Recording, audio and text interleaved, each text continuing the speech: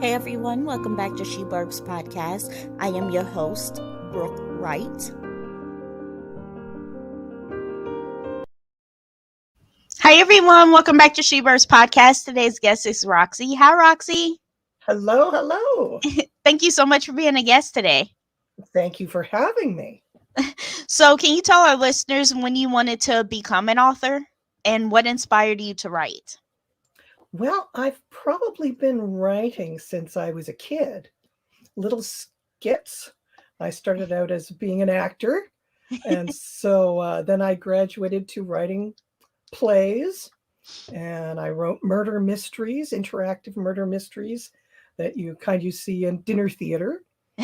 And then finally, my husband said, "Why don't you write a book?" Yeah.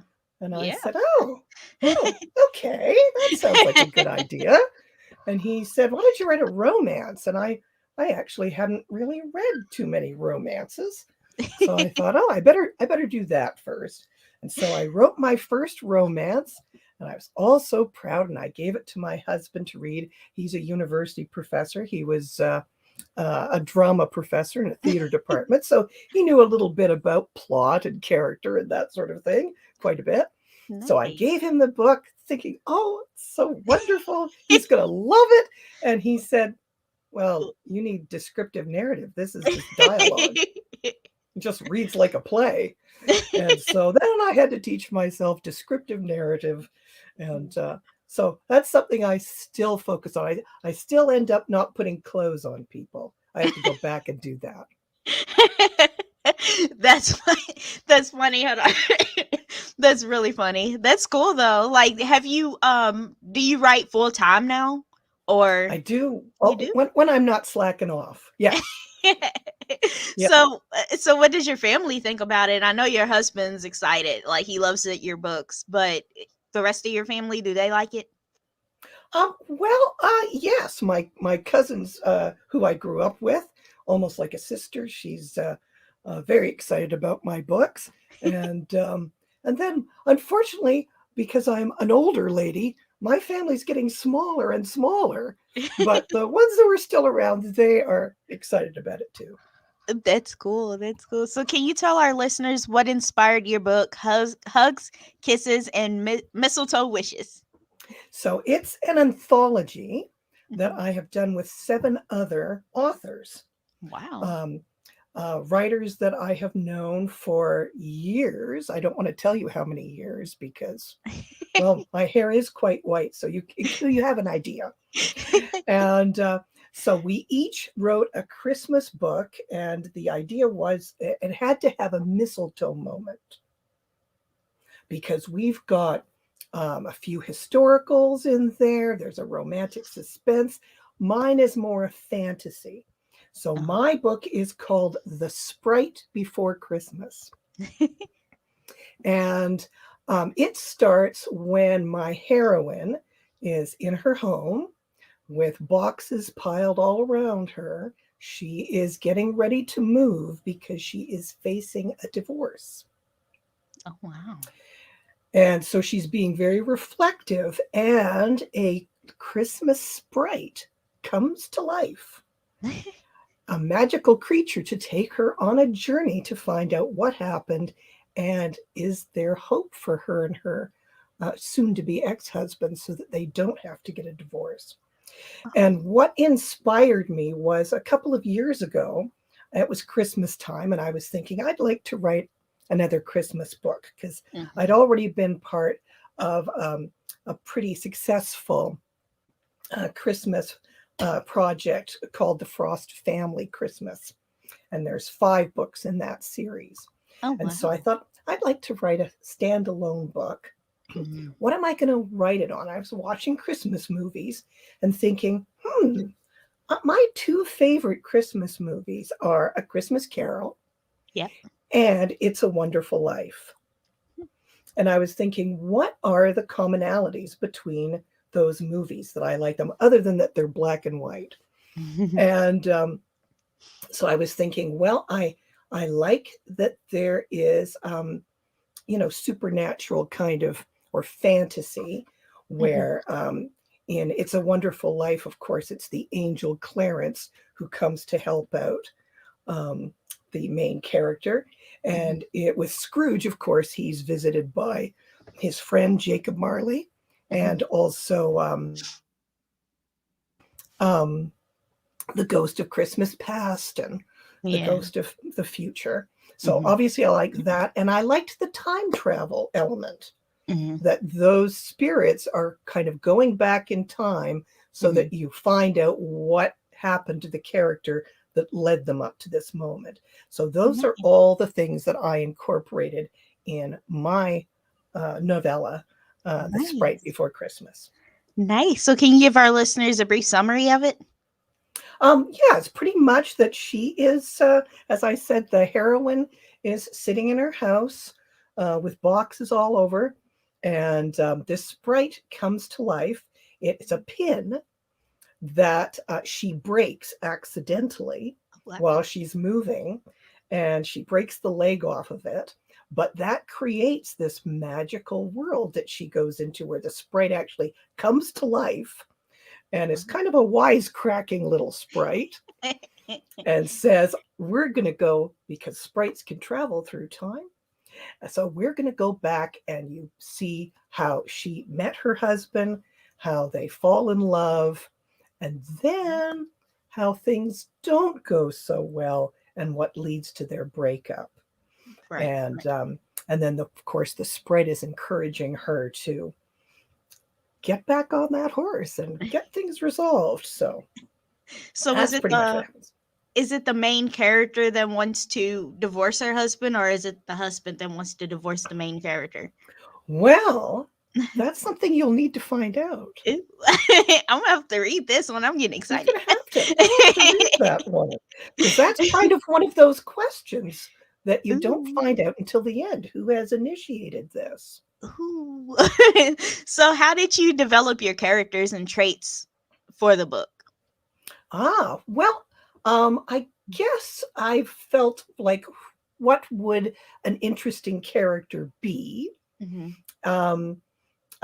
Because of course we have to have her likable, and I also was looking for what kind of a job could she have had, and I decided to make her in the show business world, because I had some experience with that. She's a singer, and she has a singing partner, and so that's part of what she's doing, trying to be a singer. But as we find out, when she auditions to get into a musical program, she freezes up and she doesn't get accepted. So it shakes her confidence. Oh, wow. And I think that's something that everyone can empathize with, because that's important, that you empathize with your lead characters. And because all of us have been in a situation where our confidence was shaken at some point. Exactly. And so I kind of developed it around that. And then, of course, for my hero, well, he's got to be dreamy. He's got to be a nice guy. So, of course, he is. And I actually stole something from a friend of mine. She was telling me that she was working in a retail store at Christmas one year. And it sold all sorts of different things. And so I gave my character the same job, which is very typical if you're in show business, to do retail or waitressing. And so she's working in this little job, and what we used to call a jobette. And this fellow is seeing that she's, having not the greatest day. And so he picks something out, which is actually the sprite pin that later comes to life. Oh. And it's her favorite pin. It's her favorite thing in the store. So she's a little sad that he's going to buy it, but that's what she's there to do, sell. And she wraps it up for him, and he takes it from her and then hands it back to her and says, "Merry Christmas." Oh, Ooh. I That's can't sweet. wait to read this one. That is. Ooh, it's like a love story. I love it. So So, that's how they meet, and that's kind of their cute meet. And that oh, is totally based on a friend of mine. She told me that story, and that's exactly what happened to her one Christmas. Now she didn't marry that guy, but what a sweet story. yeah. Ooh, I wish I could meet a guy like that. Like I really do. So, who's your favorite character in the book and why? Well, I love all my characters, of course, but Mhm. I'm going to say that my little sprite character, and her name is Holly Tinselberry. She was the most fun to write because she's wisecracking, but she's also very human, even though she's a sprite and only Mhm. this big. Um, and so she's very sympathetic character as well. That's cool. So does she like? So you said a wisecracking. So it means she makes jokes a lot. So she jokes. That's funny. I can't wait to see that. Read the Yeah, humor. That is yeah. cool. So if your book were made into a movie, who would play each of the lead characters? Oh my goodness. Well, because I'm again an older lady, I don't keep up with today's movie stars so much. But I was thinking for my little sprite character that it would be kind of an Ellen DeGeneres kind of a Ooh. That person. would be cool. Yes. Or Melissa McCarthy. Oh McCartney? No, yeah. McCarthy. Yeah. Yeah, she's very funny too. So those are kind of the two people I had in mind for that. Ooh, and the way you describe like the male character, I kind of see him as like Patrick Dempsey. I think the guy that played in Oh, you know who I'm talking about? I do. Sure. Yeah, Yes, that would be very good. yeah, he's really handsome. But yeah, Yes. I see it as him. I don't know why. Like I like his acting, the way his mannerisms and stuff. So I feel like He's very that good. would be the male character. Yeah, That's he's nice. very good. So, what scene resonated with you the most on a personal level in your book? Oh, on a personal level. I guess for me, because I have been a performer, Mhm, um, the second time she meets the hero, mhm, um, she is with her performing partner, and they're going to do a concert. And because she has just been refused, turned down at the university that she wants to study music, mhm. she's afraid to go on. So she's having a bit of stage fright Oh and man. just feeling, inadequate. Mhm, And again, I think we've all been there and had those kind of jitters, especially if you're performing. Little jitters are good if, you know, they're adrenaline, but if you're feeling really like you're not up to it, that's mhm. not so good, stage fright. That's So true. so that's probably what I can relate to the most, that scene. Mhm. Oh wow, that's true. That's really true. So, do you have any other books that are coming out, or is this a series? Like I know you said is one that you did with other authors, but is it a series of books, or is it just a standalone book that you just Yeah, wrote your story this in? this one is a standalone. Mhm. I did mention I was in the Frost Family Christmas, so I have Oh, those books too. that's cute. And, and this is the follow-up book to that. Ooh, Um, and oddly, I'm in another anthology this mm, Christmas, which is wow. called Christmas Romance Digest 2021, Home for the Holidays. That's cool. Wow. So you keeping a lot of like keeping a lot of books coming out and writing a lot. Absolutely, that's important. Yeah, That's cool. That's cool. So I have a question. This is my last question. What advice would you give our listeners who want to pursue a writing career like yourself? I would say read a lot, Hmm. read the genre that you want to write in, but Hmm. also read outside of that genre Okay. and write a lot Hmm. That, because it's kind of like tennis. Mm-hmm. You can't get better at it just watching it. Right. Right. You've got to start and do it, Mm-hmm. and work at it. And maybe, the first few things you write won't be all that great. Maybe you'll be brilliant right away. Who knows?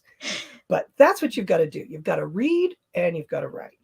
True, true. Because before we came live, I asked you, like, how would you start off the first chapter? Because I was having problems with it, and you're right. Like, just write, write, write.